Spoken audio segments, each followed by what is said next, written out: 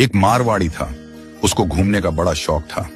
अब वो घूमते घूमते एक ऐसे राज्य में चला गया जहां पर क्या था, हर 5 साल में राजा चुना जाता था, पर चुनाव का तरीका अनोखा था। एक हाथी आता सूंड में माला लेकर और सबके बीच घूमता था। जिसके गले में वो माला डाल देता वही राजा बनता था। अब क्या हुआ, हाथी आया माला लेकर, थोड़ी देर इधर उधर देखा और जाकर माला इस मारवाड़ी के गले में डाल दी। मारवाड़ी हैरान, अरे भाई, मैं तो घूमने वाला आदमी हूं, ये कहां फंसा दिया। खैर, उसे राजा बना दिया गया, सिंहासन पर बिठाया गया। राजपुरोहित आया, तिलक करते हुए शर्तें सुनाने लगा। भैया, आपको 5 साल के लिए राजा बनाया जा रहा है, लेकिन 5 साल पूरे होते ही आपको यहां से सैकड़ों किलोमीटर दूर एक उफनती नदी के किनारे छोड़ दिया जाएगा। उस नदी में घड़ियाल हैं, मगरमच्छ हैं, जिनकी वजह से आप नदी पार नहीं कर सकते। अगर किसी तरह पार कर भी गए तो उसके बाद आएगा एक गहरा जंगल जिसमें हिंसक जानवर और खतरनाक राहें हैं।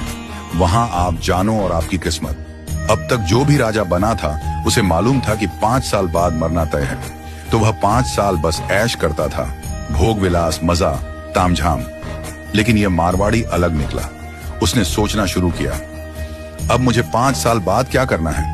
राज्य की जो भी आमदनी आती थी उसमें से 51% जनता की भलाई में लगाने लगा और बचे हुए 49% से उसने अपने आगे की प्लानिंग की।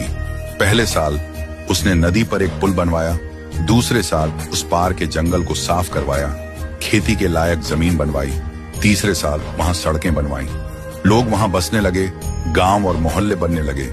चौथे साल एक छोटा सा महल बनवाया जहां वह आगे जाकर रह सके।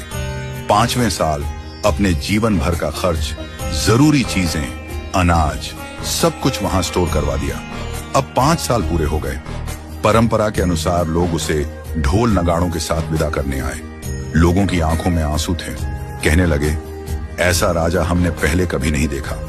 वो राजा था मारवाड़ी, शांत मुस्कान के साथ सबको प्रणाम किया और उस पुल पर चढ़ गया जो उसने खुद बनवाया था। लोग अवाक रह गए। हजारों राजा आए गए, मारे गए, लेकिन ये पहला राजा था जो भवसागर को पार कर गया। कथा का संदेश, हम सभी इस धरती पर सीमित समय के लिए आए हैं। ये जीवन 5 सालों की तरह है। जो इस समय को मौज में घमवा देता है वो अंत में उस भवसागर में गिरता है जहां मगरमच्छ, घड़ियाल, दुख और पीड़ा है। लेकिन जो जीवन का उपयोग अच्छे कर्मों, जनसेवा और प्रार्थना में करता है वो इस जीवन से परे उस पार पहुंच जाता है। तो आज ही से भवसागर पार करने के लिए अपना पुल बनाना शुरू कीजिए, ताकि जब आपका कार्यकाल समाप्त हो तो आपको भी सीधे ठाकुर जी के पास बैकुंठ में वास मिले और आपके अच्छे कर्मों की वजह से आपको हमेशा के लिए याद रखा जाए।